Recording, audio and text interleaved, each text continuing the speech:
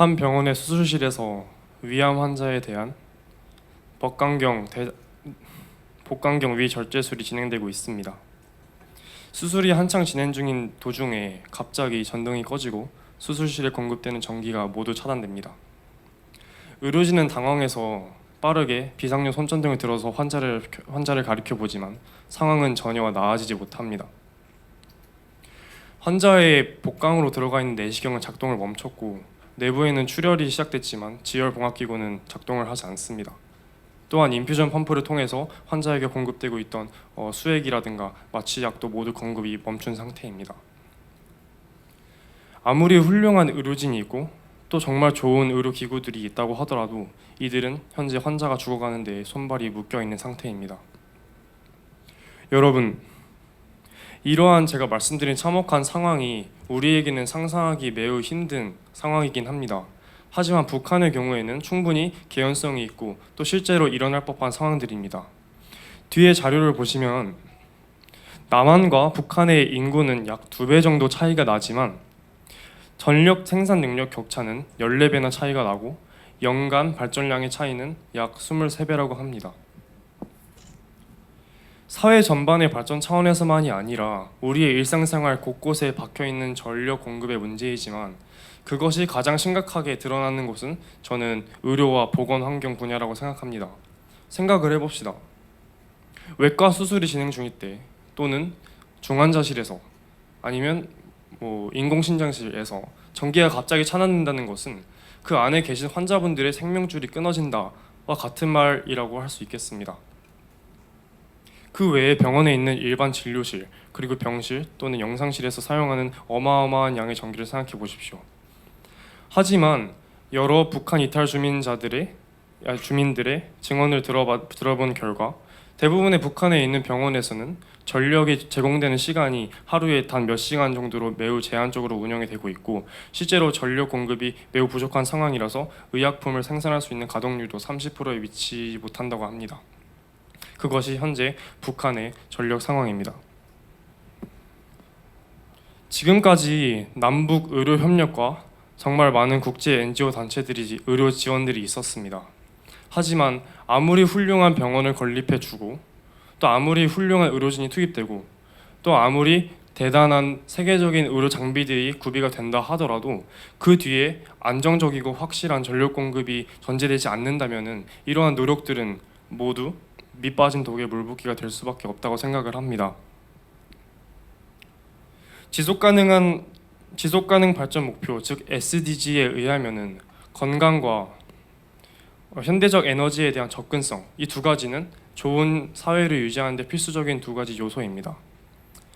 그렇기에 지속적이고 안정적인 전력 공급은 우리가 건강한 삶을 유지할 수 있는 필수 요건이자 남한과 북한이 의료 협력을 할 수 있는 전제 조건이라고 생각을 합니다. 건강한 통일을 위해서 필요한 충분하고 안정적인 전력 공급, 우리는 어떠한 그림을 그려봐야 할까요? 네, 저희가 생각을 해봤을 때 두 가지 대책을 생각을 해봤습니다. 첫 번째로는 혹시 여러분 UPS라고 들어봤나요?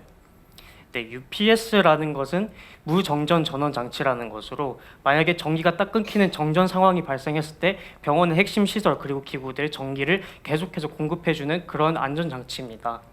저희는 앞으로 북한에 대한 대북 지원 그리고 NGO들의 지원이 있어야 될 때 이 두 가지 조건이 만족돼야 된다고 생각합니다. 첫 번째로 전력 수급 현황이 지원하는 병원에 파악이 돼야 되고 두 번째로는 북한이 설치를 해놨든 지원하는 데서 그거를 프로그램에 넣어놨든 이제 UPS 설치가 전제되어야지 지원이 돼야 된다는 것입니다.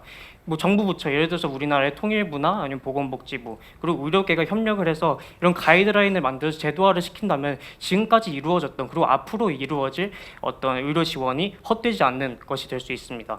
그러나 이것은 전력 안정화이기 때문에 장기적인 근본적인 대책이 될 수는 없습니다.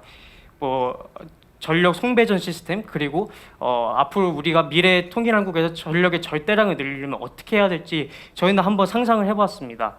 그럼 먼저 지금 남북한은 어떻게 하고 있냐면 남한의 경우 한국전력공사랑은 중앙 독점적인 시스템을 통해서 전력을 공급을 하고 있고요. 북한의 경우도 크게 다르진 않지만 특징으로는 전력의 절대량이 부족하고 또 신재생 에너지에는 오히려 유리하다는 평가를 받고 있습니다. 저희는 이 둘의 절충안에 답이 있다고 생각을 했습니다. 이렇게 질문을 하실 수도 있을 것 같아요. 왜 지금 남한 시스템을 그냥 다 해버리면 안 되지? 근데 저희는 이거를 생각을 했을 때 첫 번째로는 문제가 국토 불균형 문제가 있습니다. 지금 특히 북한의 인프라가 제대로 안 깔려 있는 상황에서 중앙에서 독점적인 시스템으로 공급을 했을 때 오히려 대도시가 아닌 곳들은 소외를 당할 수가 있고, 또 미래 전기 사업의 핵심으로 각광받는 스마트 그리드의 전국적인 확산에 어려움이 있다는 것입니다. 두 번째로는 신재생 에너지 공급에 불리하다는 것인데요. 실제 북한의 지금 전력 공급 상황을 보면은 이 녹색이 보시면은 수력 에너지입니다. 50% 이상을 수력 발전으로 하고 있는데 신재생 에너지가 앞으로도 더 늘어나겠죠. 우리나라에서도. 그런데 이제 이 신재생 에너지라는 것은 소규모 근거리 에너지원이고 그 지역 특성에 굉장히 많은 영향을 받기 때문에 중앙에서 다 모아서 다시 보내는 것보다 지역에서 하는 게 더 적합하다는 점이 있습니다. 세 번째로는 독점. 지금 한국전력공사에서 전기를 임의로 독점으로 공급을 하기 때문에 가격이 임의로 결정이 되고, 또 소비자들이 선택권이 없게 되죠. 이런 문제들을 해결하는 데 있어서 지금의 체제를 통일한국에 그대로 적용하는 데는 문제가 있다 생각했습니다. 그래서 저희가 제안하는 것이 3G 정책입니다. 3G 정책이 무엇이냐면 지금 한국전력공사를 유지하되 통일한국의 새로운 광역자치단체마다 공기업, 이제 시장형 공기업인 지방전력공사를 설립해서 3G, 즉 지방전력공사의 참여로 지속 가능한 에너지원을 활용한 지역 균형적인 전력 공급을 한다는 것입니다.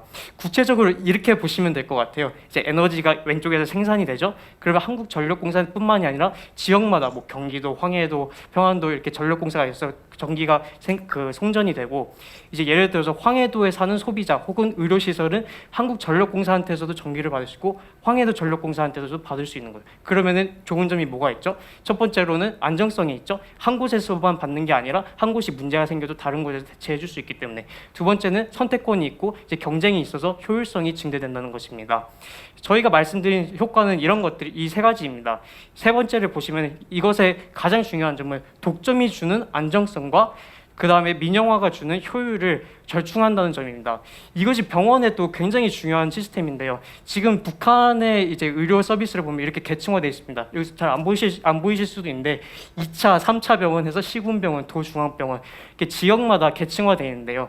기존 시스템으로는 전력이 부족할 때 중앙병원에만 공급을 해주고 전력이 부족하면 지역병원을 만약에 소외가 됐다면은 저희가 제안하는 이제 지역 공사를 통해서 지역 공사와 지역 병원이 연계되면 서로 상황도 더 잘 알고 같이 연계를 해서 안정적인 전력 공급을 할 수 있다는 생각입니다.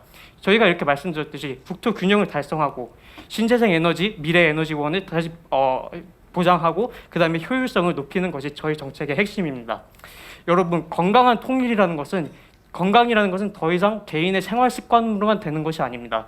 저희가 제안한 단기책 그리고 지역 공사와 병원 이라는 구체적이고 또 충분히 할 수 있는, 하지만 거시적인 도움이 필요한 장기책을 통해서 저희는 이제 충분하고 안정적인 전력 공급이 건강한 통일의 핵심이라고 말씀드리는 바입니다. 저희 발표를 이상으로 마치겠습니다. 감사합니다.